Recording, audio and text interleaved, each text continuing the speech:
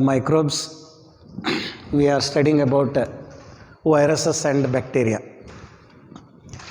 So viruses, already we have studied the characters, the discovery of virus, the general structure of virus, and also the T phage, the structure of DNA virus. So viruses were first discovered in the tobacco plant. So TMV was the first virus which was discovered, and it was a Russian scientist, Dmitry Ivanovsky, who actually identified this organism, and he did not name it as virus. So viruses was later used and the term virus or this virus means poison. As viruses, they cause diseases, they cause damage of the cells, so they are were called as virus. And generally the structure of virus is, the virus is surrounded by protein, and all viruses, they contain a nucleic acid, either DNA or RNA. So viruses are made up of proteins and nucleic acids basically. So there may be a part of a carbohydrate. So proteins are present. Now the wall of the virus, the protein forms the coat, what we call it as. So the protein coat or the protein wall is, which is also called as capsid. Viruses are made up of protein and nucleic acid. The protein coat or the protein wall is called as capsid. So the capsid is made up of units which are usually referred as capsomeres, and the nucleic acid is either RNA or DNA. That means there may be RNA or DNA. So based on the type of the nucleic acid, so there are two types of viruses, like DNA virus and RNA virus. So usually the animal viruses, viruses which are present in animals, they contain DNA, and most of the plant viruses, they are containing RNA. So again, based on the nature of the host, we are having three types of virus, and viruses are host specific. They require a specific host. A virus which is living in animal, it lives or it reproduces or multiplies only in the animal cell or only in the animals. But when it is transferred to a plant or any other organism, it will not divide or it will not exhibit its multiplication. Similarly, viruses which are living in plant, they are specific to the plant cells only. However, when they are transferred to the animal cells, they do not multiply or they do not reproduce. So they are host specific. So animal viruses living in animals, they are animal viruses. Viruses which are living in plants, they are host specific, they are plant viruses. Then viruses which are living in bacteria, they are called as bacteriophages or bacterial virus. And these bacterial virus, they are specific to bacteria only. If they are transferred and come in contact with the animal cell or plant cell, they do not show their activity, or in other words, they do not multiply or reproduce in those cells. They are only confined to bacterial cells only. They are bacteriophages. So bacteriophages are also called as phages. So phages are again of different types. So bacteriophages are also called as phages. So the bacteriophages were discovered by a scientist called as Twart. So named after him. So these bacteriophages or the phages are called as the T phages. So T means Twart. So there are different kinds of phages there based on their shape and also size. But structurally all viruses are same. They are made up of protein coat which is called as capsid. They contain either RNA or DNA. So here the T phages, T means Twart.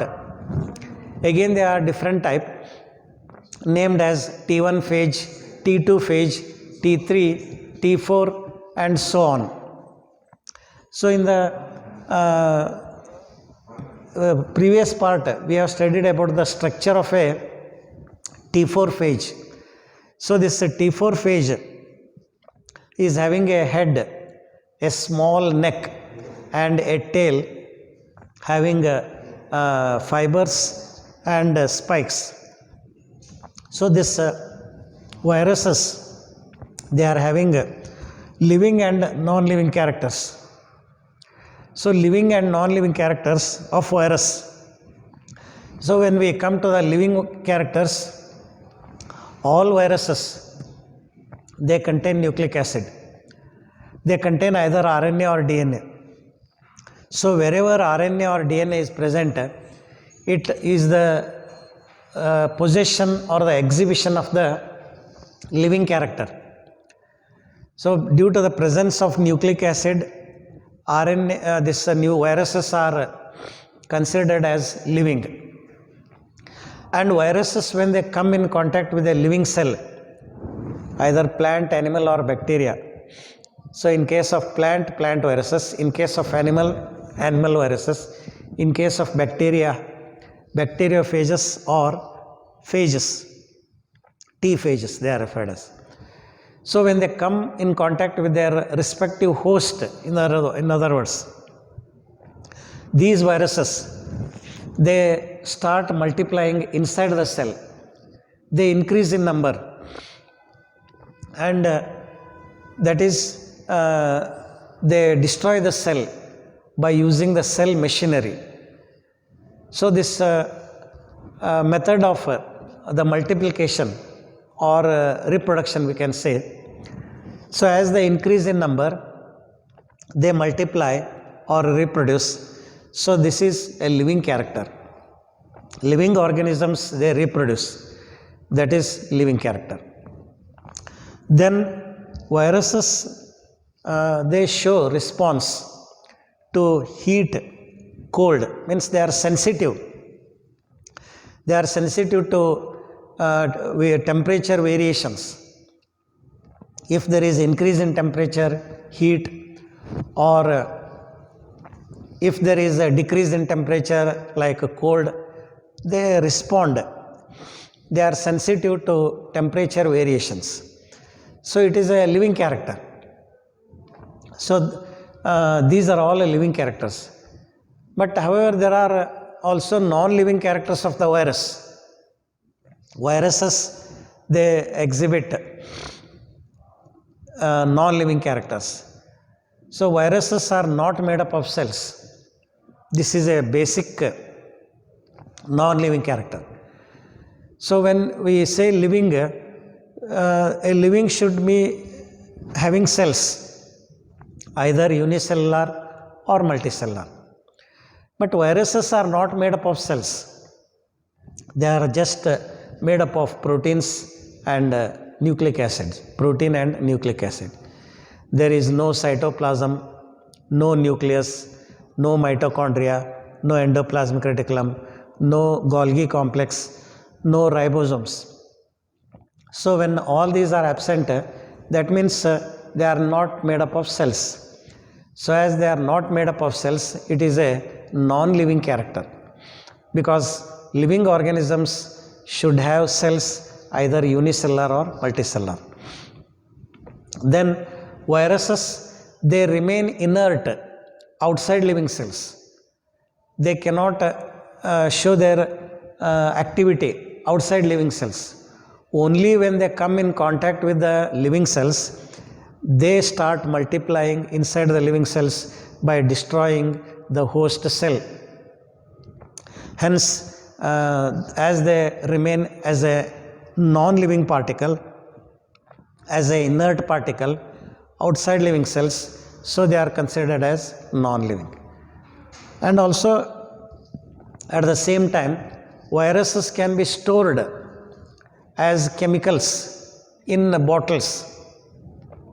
We can place the virus in bottles or containers and keeping them airtight with the lids and keep for a long time.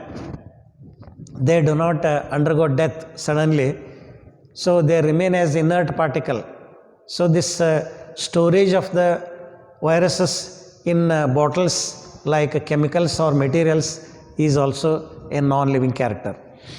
But viruses are classified, or they are according to certain taxonomists, means one who classifies the organisms. So viruses are placed as a separate group. But early taxonomists, they classified viruses along with bacteria. So this viruses, bacteria and certain microbes like blue-green algae, which are called as a cyanobacteria. So viruses which infect blue-green algae or cyanobacteria, they are called as the cyanophages. That means under bacteriophages, we come across cyanophages, which are a separate group. Bacteriophages means they infect common bacteria, either coccus bacteria, spirillii, or vibrio, or bacillus bacteria. But cyanobacteria means they are blue-green algae. They are having certain beneficial aspects like nitrogen fixation is seen, and also they prevent soil erosion due to the presence of mucilage on their surface of the cells, filaments. That is the beneficial aspects. So cyanophages, viruses which infect cyanobacteria. Like that, viruses are host specific. So viruses are exhibiting living and non-living characters. So viruses were first crystallized by Wendell Stanley. So after the discovery of virus, actually the structure and the detailed study of the viruses was not known till 1935. So Ivanovsky, who first showed that the organism that causes the tobacco mosaic disease was by virus. So in 1892, so till 1935, the study of virus or the detailed information about a virus was given by Wendell Stanley, who showed that the viruses can be crystallized. So they can be obtained in crystalline form, and then the structure of virus was known, and it was found that they are not made up of cells, they are made up of proteins and nucleic acids only. That is how the viruses discovery took place, and then we come across the replication of the virus. So virus undergoes replication of its nucleic acid, either DNA or RNA, inside living cells only. In some cases, the viruses, they enter into the cells, or in some, especially bacteriophage, they do not enter into the cells. And viruses can be seen only under electron microscope only. So they cannot be observed under normal microscope, that is the compound microscope which we usually use in the laboratories. So the cells can be observed. So that means when they are not, when they cannot be seen under compound microscope, so they are smaller than normal living cells, either plant cell or animal cell. So they can some of the virus, especially the tobacco mosaic virus or even other plant viruses, that can directly pass through the cell membrane and the cell wall and enter into the cell.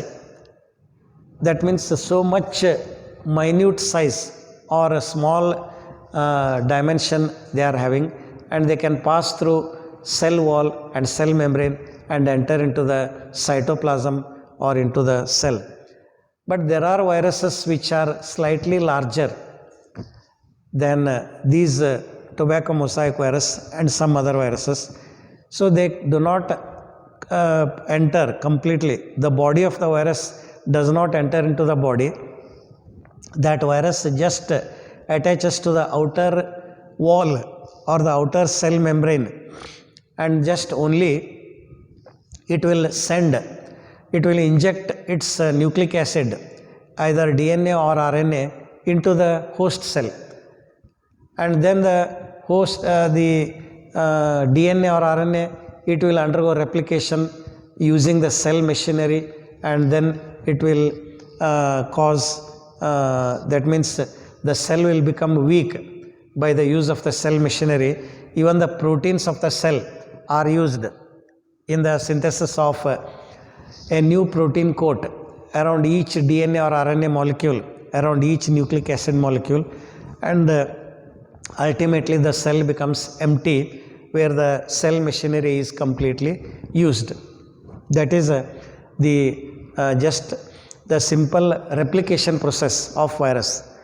Then in the structure of the T phage, the T phage is made up of head, a small neck, a tail, spikes and fibers of different dimensions.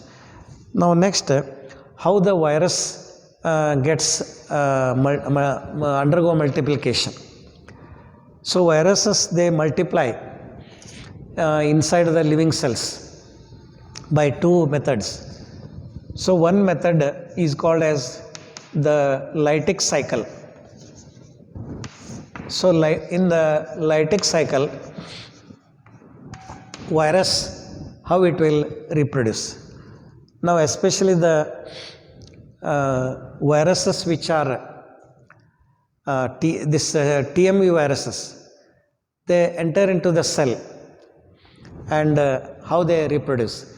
Now whether the virus remains outside or enters, it is only the nucleic acid that undergo replication. The protein coat, whether it is inside or outside, it remains, and the synthesis of protein coat takes place by the utilization of the cell machinery. So this lytic cycle usually takes place in E. coli bacteria, and this lytic cycle, how it occurs in the E. coli, taking the example of Escherichia coli bacteria, how the multiplication of the virus takes place.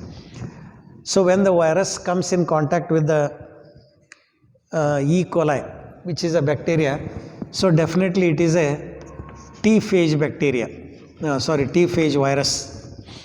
As the host cell is bacteria, so the virus is a phage or bacteriophage.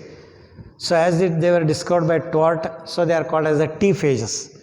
In that there are various kinds of T phages like T1, T2 phages, T3 and T4 phages.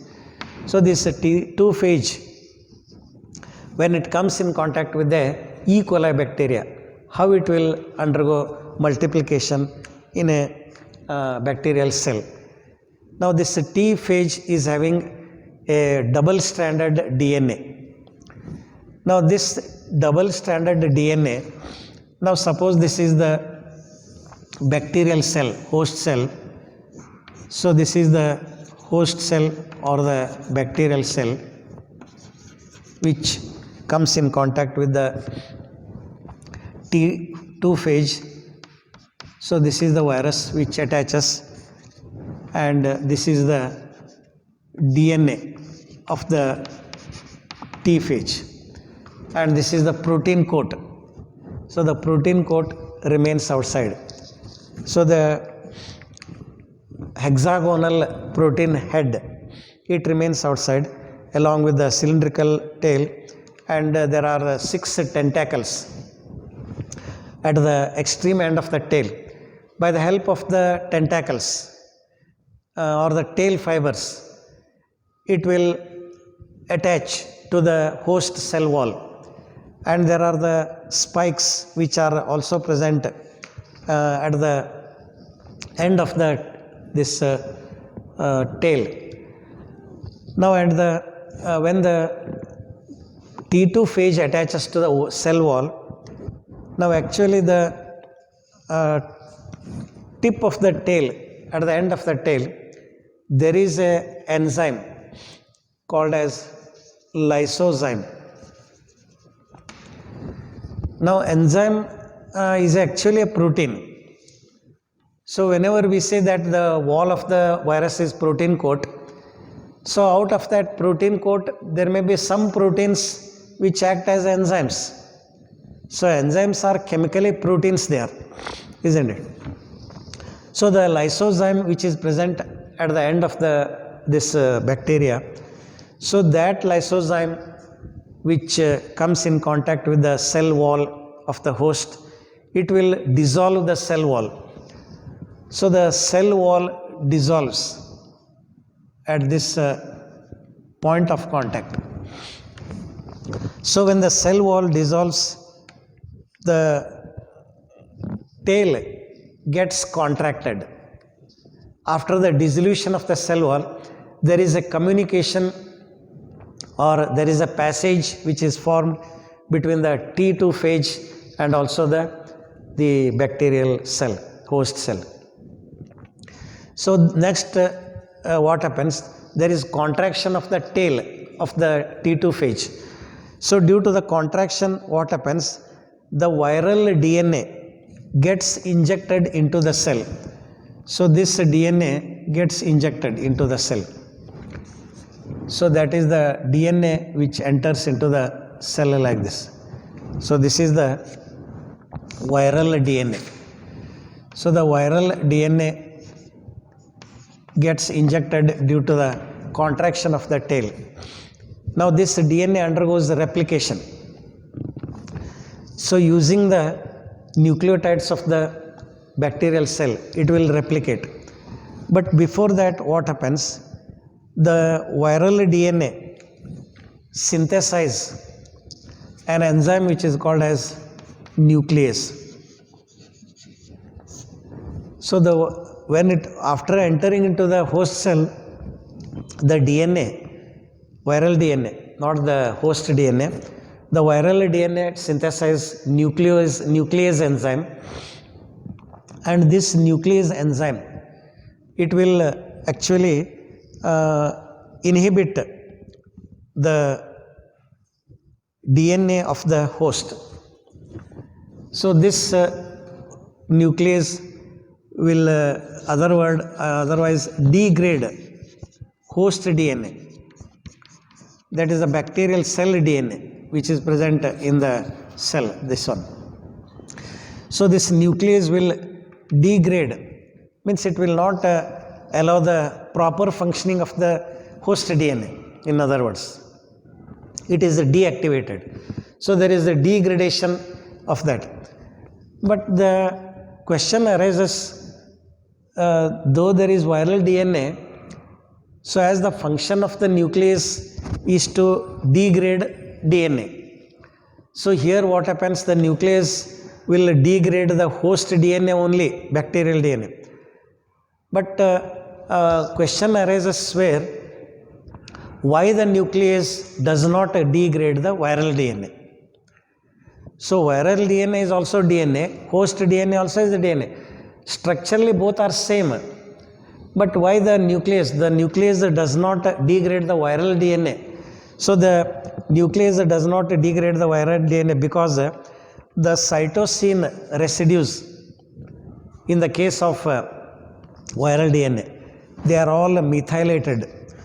So, there is methylation of the cytosine residues in the viral DNA.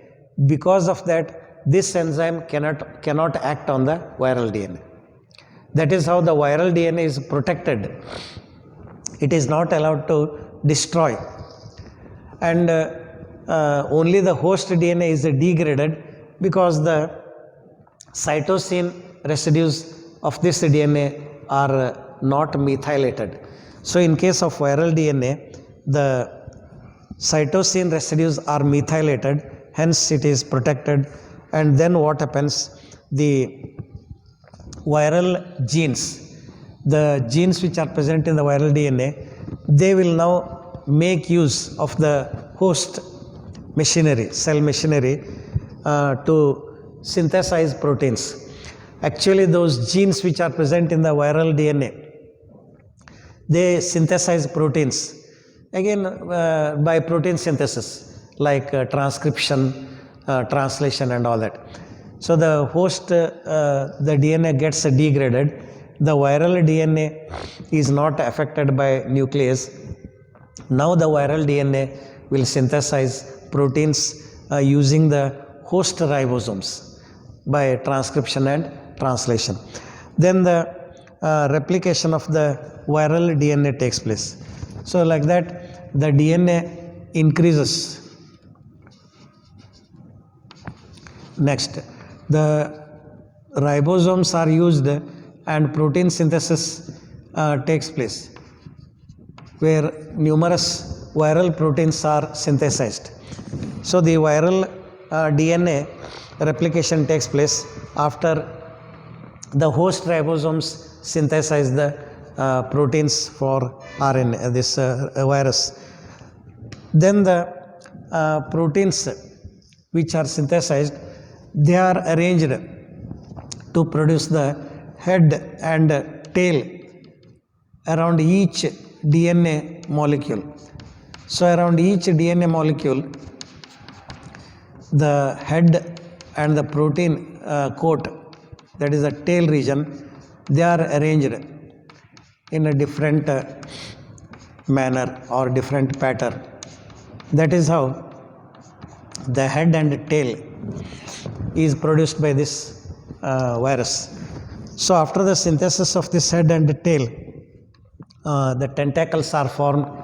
The tentacles means the tail fibers and the spikes are also formed. Now as a result of the formation of these virus inside the cell, a pressure is exerted, and due to the pressure exerted within the cell, so the cell will burst, means it will rupture, and then the viral particles or the viruses are released like this. So these are the viruses, and these are also referred as virions, and viruses are referred as viral particles as they are not made up of cells. So the viruses, they exhibit the non-living characters. They remain as particles, they appear as particles, so they are referred as viral particles. So whenever we define viruses, there also we call them as ultra microscopic entities. So viruses are ultra microscopic entities capable of replicating because of the presence of nucleic acid. So these viral particles, or the virions, they are called as, so they are of the same size as that of the parental. So hence we can say that there is no growth of virus in the particles. So viruses do not exhibit growth. They exhibit multiplication. They reproduce, they increase in number. So the new viruses which are formed, they are of the same size as that of the parental virus. And also the DNA is also of the same size. So that is why they are called as virions, and these are released by the rupture of the host cell, bacterial cell. And when these are released, when they come in contact with another cell, the virions, or the newly released or formed particles, again they attach to the host cell, and then they reproduce into the host cell. Like that, from cell to cell, they multiply. They go on increasing in number and destroy the cells.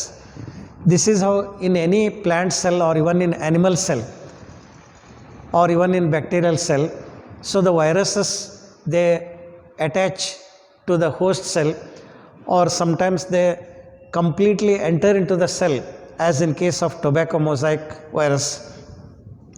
So there the replication takes place. That is important. So the DNA or RNA, when it enters into the cell, there it undergoes the replication using the nucleotides of the cell, that is the cell machinery, and the proteins are synthesized. They become arranged and forms the protein coat, then forms the viral particles. So they are released by the rupture of the cell. Now if the viruses are small, they pass through the cell membrane or cell wall. That means the cell will not undergo breakdown, so it will remain as an empty cell, and viruses come out, and when they come in contact with the host cell, a new host cell, there they again further reproduce in the host cell. This is lytic cycle. Now there is one more cycle which is called as lysogenic cycle. So lysogenic cycle is another cycle which takes place in the viruses. Now suppose this is the host cell and this is the virus which infects the host. Either it is T2 phage or T4 phage. So the DNA enters as usual into the host cell. Suppose this is the viral DNA. So this viral DNA is released same as that of the lytic cycle. There is dissolution of the cell wall by the lysozyme when it comes in contact, contraction of the tail, the DNA is injected into the host cell. Now this DNA does not undergo replication suddenly, or it does not produce any kind of this nuclease. Now instead it will attach to the host DNA like this. So the viral DNA will attach to the host DNA, and this when it attaches to the host DNA, this viral DNA is now called as prophase or provirus. It is also called as prophase or provirus. Now it is not free as in case of lytic cycle. So in case of lytic cycle, what happens? The DNA or the nucleic acid is freely present in the cytoplasm. So using the cell machinery, it undergoes replication. But here there is no independent replication. Initially it gets attached to the host DNA, bacterial DNA. So when it gets attached, it is called as the prophage or provirus. Now further what happens? As the host cell undergoes cell division. So when it undergoes the cell division, the host DNA also undergoes replication during cell division. And along with the host DNA, so this prophage also will divide. And this prophage, before the replication, is actually inactive. After attachment of the this viral DNA to the host DNA, we call it as prophage or provirus. But this activity of the DNA also will change. This DNA becomes inactive, the viral DNA or the phage DNA we can call it as. So this phage DNA, because it is a phage, T2 phage or T4 phage, any bacteriophage. So this phage DNA or viral DNA, when it attaches, it is called as prophage or provirus. It becomes inactive because due to the presence of repressor protein. So there is production of a repressor protein by the cell. So that repressor protein which is produced in the cell, it causes the inactiveness, or it makes it deactivates the phage DNA or this now which is called as prophage or viral DNA. Now then after this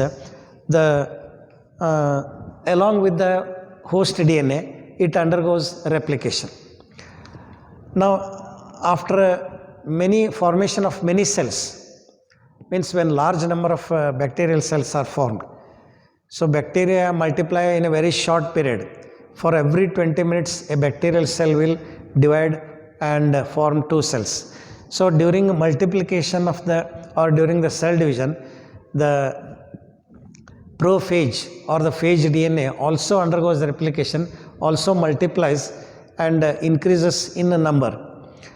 Now after it increases in a number, so again the prophage may gets it regains its active form. So this active form may be regained, or this activity can be regained due to some changes in the environmental conditions, means in which the bacteria is living. Either it may be temperature or it may be any other factor of the environment. So any factor may undergo change there, and it may stimulate or it may help in the change of this activity. So the prophage undergoes activity because what happens here, the repressor protein which is formed there, it is inhibited due to the change in the conditions. So initially what happens, when the phage DNA attaches to the host DNA, it becomes deactivated or inactive due to the presence of the repressor protein by the cell. The repressor protein will not allow the replication of the phage DNA. Only it remains attached. When the host DNA undergoes replication, along with that it will undergo replication. Suppose when the repressor protein is inhibited, the phage DNA will become active. Now due to the presence of repressor protein, the phage DNA has become inactive. So when the repressor protein is inhibited, the phage DNA will regain its active form. So the phage DNA will become active, and again the cell which where the phage DNA becomes active may enter into the lytic cycle again, because now the phage DNA is active. Because of its inactiveness, the lytic cycle had been stopped. Lytic cycle means the DNA independently, or the nucleic acid independently undergoes replication and produces viral particles. Here there is no possibility because it is not independent. It has become inactive due to the presence of due to the formation of the repressor protein.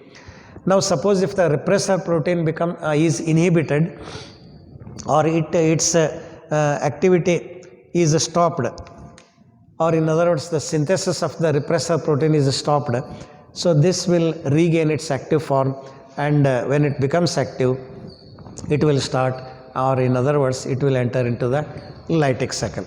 So that is about the lysogenic cycle. So in lysogenic cycle we have to remember the prophage or provirus and the repressor protein. In case of lytic, it is the nuclease which will degrade the host DNA. So the host DNA is not allowed to multiply further. Those are the two methods of viral multiplication as to how the virus multiplies. Now then about RNA virus. So already we have studied about a DNA virus. The T phage is an example of DNA virus. But RNA virus, if you take the example of a tobacco mosaic virus, so this RNA virus, the tobacco virus, the TMV in other words. So how the TMV? So the TMV is a rod shaped virus like this. Inside you will find the RNA. This is the RNA which is present inside. So in case of T phages, that is bacterial phages, they are having head and tail. But in RNA virus, we don't find such kind of. Taking the example of TMV. So this TMV is just like a rod shaped or a cylindrical shaped virus, which is having a molecular weight of about 40 millions, and the length of this is about 3000 angstroms, and the width of it is about 160 angstroms, the width of the rod shaped bacteria. And this protein coat, so this is the protein coat which is called as the capsid, and this contains about 2130 protein units in its structure. So there are units which are called as capsomeres, and these are all identical in nature, and they are having a molecular weight of about 18,000, and there are each unit of the protein is having about 150 amino acids of known sequence in a single chain, and the RNA is a single stranded RNA. There are also viruses which are having a double stranded RNA, but TMA is having a single stranded RNA of about 6,500 nucleotides in it. So there are 6,500 nucleotides present in the RNA of TMV, that is tobacco mosaic virus. Then the radius of the helix means RNA helix. It is in the form of a helix form, and it is about 40 angstroms radius. That is the radius of this. So 160 angstroms is the radius of the complete virus, that is the protein coat. But inside the protein coat we are having the RNA of about 40 angstroms, and here the protein subunits which are present, they are about 2130, and the radius of the this hole inside, it is about 20 angstroms. So the 20 angstroms radius is there in the middle of the molecule. So that is a simple structure of the virus, that is RNA virus, particularly TMV. Now if you come to the economic importance of virus, actually viruses are completely pathogenic. They are causing various kinds of diseases. So all viruses, for example, polio, measles, and the other kinds of diseases like encephalitis, they are all caused by viruses. But there are certain uses of virus which are indirectly helpful to us in other form. For example, the viruses which are having, as they are having both living and non-living characters, so because of that they are used in this study of biotechnology research.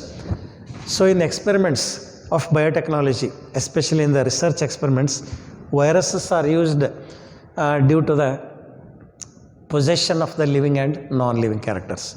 That is one use of the virus. Then again, virus, this especially phages, bacteriophages, T phages, they are used in water preservation, because when T phages are present in water, they infect the bacteria in water, and thus the water will be free from bacteria. So that is how the purification of water can be made by bacteria free water, That is another use of these viruses. Then viruses are used in the preparation of vaccines and also what is called as the serum. So in preparation of the serum and vaccines, their viruses are used, especially specific pathogenic viruses against diseases like rabies, polio and hepatitis. That is another use of the virus. Then they are also used in other fields of research like genetic engineering and also in the molecular biology and also in the medicine due to the reproduction capacity, means the fast production. As viruses, they multiply very fast to produce many particles. So because of the capacity of fast production, and they are used in the field of this study. Then viruses are used in bacteriophage therapy, in the treatment of bacteriophages. There also viruses are used. Then viruses, when we study their evolutionary aspects. So when the origin of life, in case of evolution, so before cells evolved or originated, appeared on this earth, probably viruses are the first to appear on the earth. So they play a central role, they play a major role in the evolution or in the early evolution when living cells appeared on this earth. So that is why they are still the largest reservoirs of unexplored genetic diversity on earth, because they are having various kinds of genetic aspects. That is, they are the major role in evolution, and they are also used in aquatic environment to recycle carbon. So in the recycling carbon, the viruses play an important role in regulate the freshwater and the saltwater ecosystems. Then they are used as biological warfare and weapons in many countries. Suppose when a country has to attack another country, so their viruses are used to destroy that country. Now, for example, the COVID-19, what we are presently seen the experience, so it is a virus which we have obtained from the neighboring country China, and it has invaded in our country. So it is a kind of biological warfare. So it has destroyed so many lives in our country, and like that viruses can be used to destroy the lives of other country by introducing a particular type of virus and causing deaths in that country. So these are some of the economic importance of virus. So though viruses, they produce many diseases, they also are used for indirectly for the benefit of mankind, like the study of the various research in genetic engineering, molecular biology and even biotechnology. That is the economic importance of virus. Now the word serum, it means that it is actually a fluid which has been seen, means which we obtain from the blood. So it is a blood plasma without proteins and blood clotting elements. So when the plasma which is removed from the blood, and again it is without blood clotting elements and the proteins, some major proteins, we call that fluid as serum. So this preparation of the serum and also the vaccines, there the viruses are used. Like that, viruses are also having various kinds of economic importance.